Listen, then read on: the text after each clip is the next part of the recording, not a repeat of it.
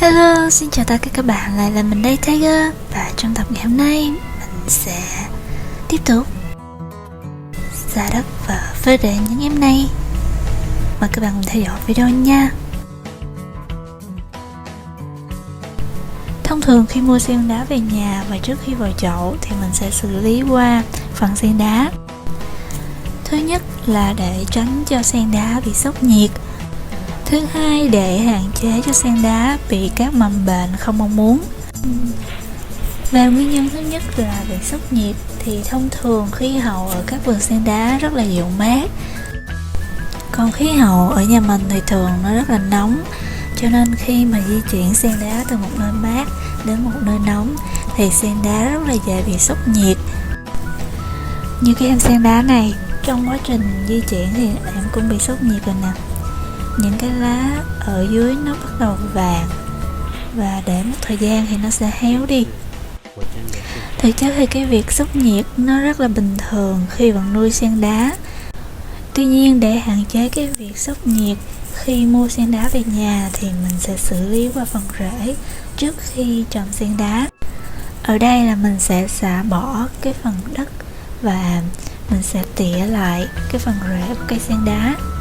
Ở một số vườn thì người ta sẽ xả đất và phơi rễ sẵn cho mình luôn và chỉ đưa cái phần sen đá thôi. Còn một số cái shop khác hay là một cái vườn khác thì người ta sẽ đưa sẵn cái bầu cho mình. Tuy nhiên là mình vẫn thích là có sẵn cái chậu như thế này. Và khi xả đất phơi rễ thì các bạn nên để cái phần giá thể bên trong nó khô hoàn toàn rồi hãy xả đất phơi rễ.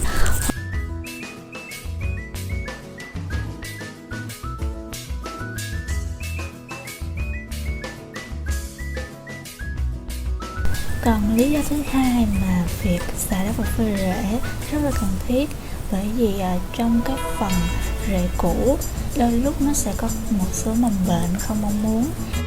Do đó sau khi mua sen đá về nhà thì mình sẽ tỉa bỏ cái phần rễ cũ để cho cái phần rễ mới có điều kiện nó sẽ ra. Và phần rễ mới này nó sẽ thích nghi với khí hậu cũng như là cái giá thể mới. Ở đây mình sẽ xả bỏ hoàn toàn cái phần đất cũ và sau đó mình sẽ tỉa cái phần rễ lại khoảng từ 1 đến 2 cm. Hoặc các bạn có thể cắt bỏ hẳn cái phần rễ giống như khi mình nhân giống sen đá vậy đó.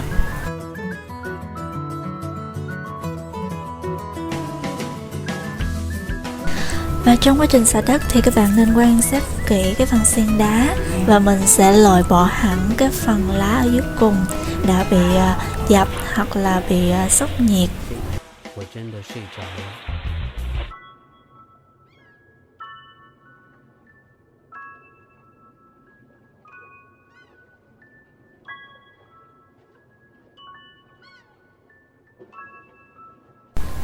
Thông thường thì mình sẽ sử dụng phần giá thể mới hoàn toàn để hạn chế cái việc mầm bệnh ở phần giá thể cũ. Còn về cách vào chậu cũng như là cách trồng các loại em sen đá như thế nào thì mình đã làm một số video hướng dẫn, các bạn có thể xem thêm nha. Cái công đoạn xả đất và phơi rễ này nhìn có vẻ hơi cực, tuy nhiên là các bạn nên xử lý trước khi mình vào chậu để cho sen đá có thể khỏe mạnh hơn, tránh bị sốc nhiệt cũng như là bị các bệnh về sen đá.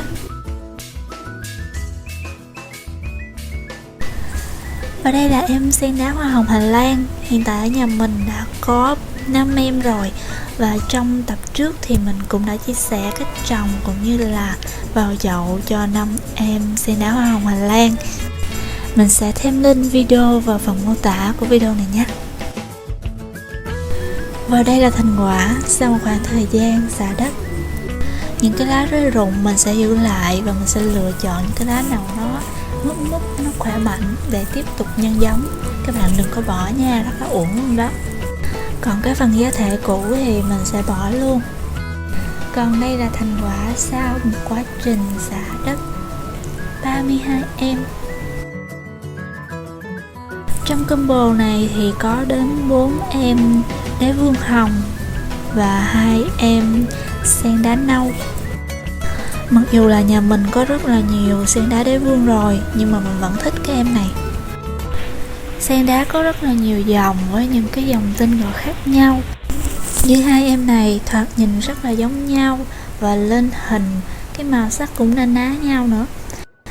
Tuy nhiên ở ngoài thì các bạn sẽ thấy cái đế vương lá nó màu nhạt hơn một xíu và ở đầu mỗi lá nó hơi ửng hồng. Còn với em sen đá nâu thì cái lá nó màu sẫm hơn xíu và cái độ sẫm của nó sẽ tùy thuộc vào ánh sáng cũng như là cách chăm sóc của mình.